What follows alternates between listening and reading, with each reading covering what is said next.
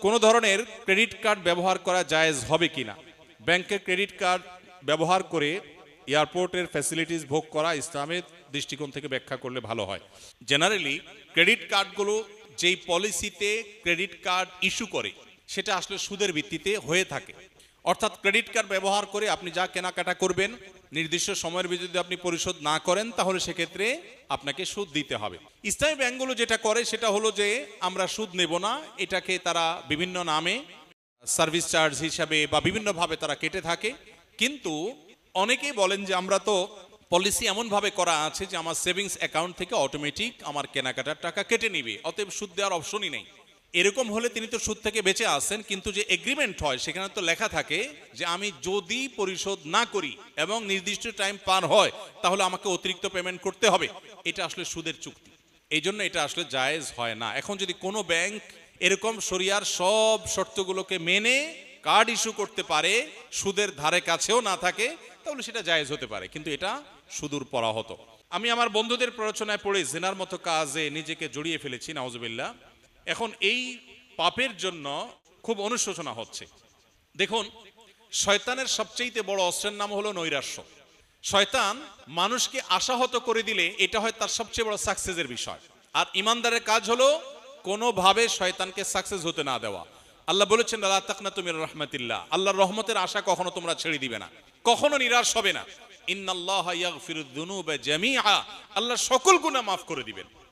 এমন কোনো পাপ নেই যে পাপ আল্লাহ মাফ করবেন না।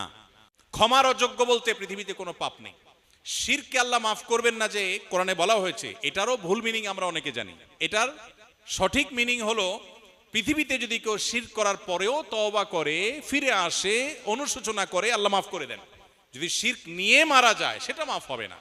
অতএব জেনায় লিপ্ত হয়ে গেছেন কোন তরুণ, নিজের পাপ বুঝতে পেরে আল্লাহর কাছে ক্ষমা প্রার্থনা করেছেন, আর কখনো সে পথে ভুলেও পা মারাবেন না এ মর্মে সংকল্প করেছেন, এই কাজগুলো যদি কেউ করেন আল্লাহ তাআলা নিঃসন্দেহে তার গুনাহ মাফ করবেন। এবং আল্লাহর প্রতি সেই আত্মবিশ্বাসে আস্থা থাকতে হবে।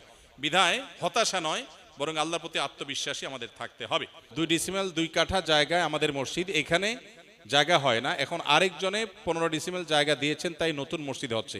এখন পুরাতন মসজিদ কি করব দয়া করে জানালে ভালো। কোনো জায়গায় যদি মসজিদ হয় কিয়ামত পর্যন্ত সেটা মসজিদের মর্যাদায় থাকে, সেটাকে মসজিদের মর্যাদায় দিতে হয়।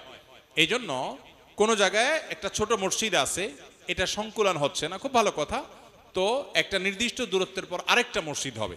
কিন্তু এই মসজিদটা একবার মসজিদ হয়ে গেছে, এটাকে মসজিদের জায়গাটাকে পরিবর্তন করে এটাকে মানুষের ঘরবাড়ি বানানো, অন্য কিছু করা, বা এটাকে মার্কেট করা, শপিং মল করা, এগুলো জায়েজ নয়।